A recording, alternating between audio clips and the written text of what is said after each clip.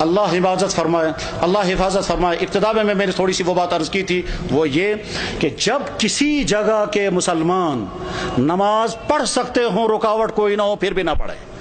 جب کسی جگہ کے مسلمان روزہ رکھ سکتے ہوں اور سستی کی وجہ سے روزے نہ رکھیں. جب کسی جگہ کے مسلمان زکوٰۃ دے سکتے ہوں پھر بھی نہ دیں. جب کسی جگہ کے مسلمان حرام کاموں سے بچ سکتے ہوں پھر بھی نہ بچیں. جب کسی جگہ کے مسلمان قرآن پڑھ سکتے ہوں پھر بھی قرآن کے ساتھ ان کا تعلق قائم نہ ہو. جب کسی جگہ کے مسلمان اپنی نبی کی ایک سنت پر عمل کر سکتے ہوں پھر بھی نہ کریں. تو اللہ تعالیٰ شانوں کی طرف سے کبھی خطرناک فیصلے آتے ہیں، وہ یہ کہ جب تم آزادی کے دور میں میرے دین پر عمل کر سکتے تھے پھر بھی تم نے عمل نہیں کیا، تو میں ایسے حالات لے آؤں گا کہ تم چاہو گے بھی عمل کرنا تو کر نہیں سکو گے. اس کی مثال نمبر 1 اندلس کی میں نے پیش کر دی تھی کہ اندلس میں 800 سال تک مسلمانوں کی حکومت رہی، اور بعد میں جب خرابیاں شروع ہو گئی تو وہ حالات آ گئے کہ اگر وہ قرآن پڑھنا چاہے تو نہیں پڑھ سکتے تھے، اپنی عورتوں کی عصمتیں بچانا چاہیں تو نہیں بچا سکتے تھے، بلکہ کیا ان کی تو جان بھی باقی نہیں رہی، اور وہاں کے مسلمان یا تو مارے گئے یا عیسائی بن گئے یا وہاں سے فرار ہو گئے. اور اس طرح سے 800 سال کا مسلم ملک جو اذانوں سے آباد تھا، وہ 800 سال کا مسلم ملک کفرستان بن گیا.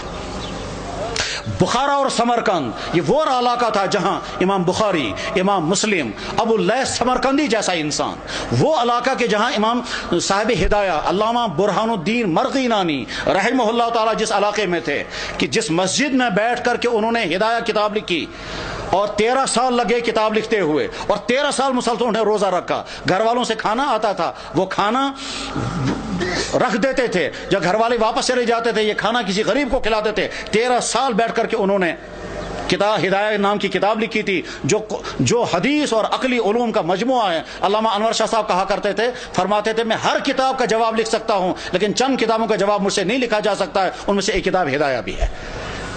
جس مسجد میں صاحب ہدایہ نے وہ کتاب لکھی تھی اس مسجد میں شراب کھانا چلتا ہے. غرض یہ کہ جب بخارا اور سمرقند جیسے علاقے میں وہ حالات آ گئے کہ وہاں قرآن رکھ نہیں سکتے، کلمہ پڑھ نہیں سکتے، مسجدوں میں تالے لگ گئے، تو اللہ تعالیٰ شانوں کو طاقت ہے، اگر غضبناک ہو جائیں تو ان علاقوں میں بھی یہی حال ہو سکتا ہے جن علاقوں میں مسلمانوں کو موقع ہے وہ اپنے دین پر چلیں. میرے بھائیوں، اس غلط فہمی میں مت رہیں کہ ہمارے لیے وہ حالات نہیں آ سکتے ہیں. ہماری پچھلی تاریخ میں ایسے حالات آ چکے ہیں.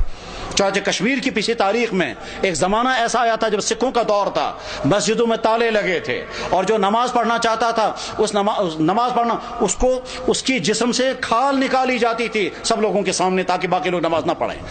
سری نگر کی جامع مسجد میں گھوڑے باندھے گئے تھے، تمام مسجدیں مسمار کر دی گئی تھی. اس وقت لوگ نماز پڑھنا نہیں پڑھ سکتے تھے، یہ اذانیں بین ہو گئی تھی. جب کسی جگہ کے مسلمان اپنی دین کی ناقدری کرنے لگتے ہیں تو ایسے حالات آ سکتے ہیں. اور اس کی مثال اس بات کی مثال نہیں کہ مسلمانوں نے ناقدری کی، وہ تو ظلم ہے، لیکن مثال ہمارے سامنے ہے برما کے حالات، جہاں کی مسجدیں ختم، جہاں کے مدرسے ختم، جہاں کے داڑھیوں کے ایک بال کر کے نوچتے ہیں، جہاں علماء کو کھڑا کر کے اور سوئیاں مار کر کے ان کو شہید کرتے ہیں، جہاں ایک مسلمان خاتون کے ساتھ 20 30 بلکہ 100 آدمی بدکاریاں کرتے ہیں اور کھلے عام کرتے ہیں، جہاں مسلمان عورتوں کو کھڑا کر کے آگ لگا کر جلا دیتے ہیں، جہاں مسلمان عورتوں کی گودوں کے اندر ان کے بچوں کو ذبح کر دیتے ہیں، اور ساری دنیا کے مسلمان دیکھ رہے ہیں مگر کوئی کچھ نہیں کر سکتا. جب ان مظلوم مسلمانوں کے لیے کوئی آواز نہیں اٹھا رہا ہے تو آپ بے فکر یہ مت رہیں ہمارے ساتھ اگر کبھی ایسا ہوا تو ساری دنیا کے مسلمان سرگرم ہو جائیں گے. آج کا مسلمان بے حس ہو چکا ہے. آج کا مسلمان دنیا کے حکمران، ان کے بیوروکریٹ،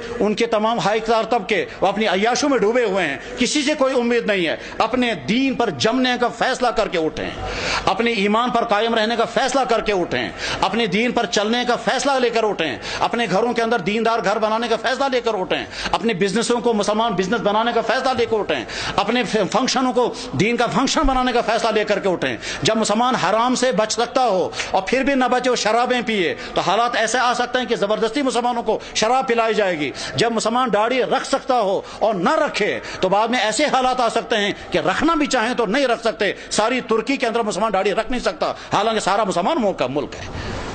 ایسے حالات آ سکتے ہیں، اس لیے اپنے دین کے ساتھ وفاداری کا فیصلہ کرو، ورنہ تو ایسا ہو سکتا ہے کہ اللہ جب تم میرے دین کے ساتھ وفاداری نہیں کرو گے تو میں تم پر ایسے حالات لا سکتا ہوں کہ تم چاہو گے بھی میرے دین پر عمل کرنا تو کر نہیں سکو گے۔ اللہ جل شانہ اس برے انجام سے ہم سب کی حفاظت فرمائے، ہمارے ان اکابرین کی حفاظت ہو، مدارس کی، مساجد کی، دین کی اور دینی اداروں کی، دین کے کام کرنے والوں کی اور دین پہ جننے والوں کی مدد فرمائے۔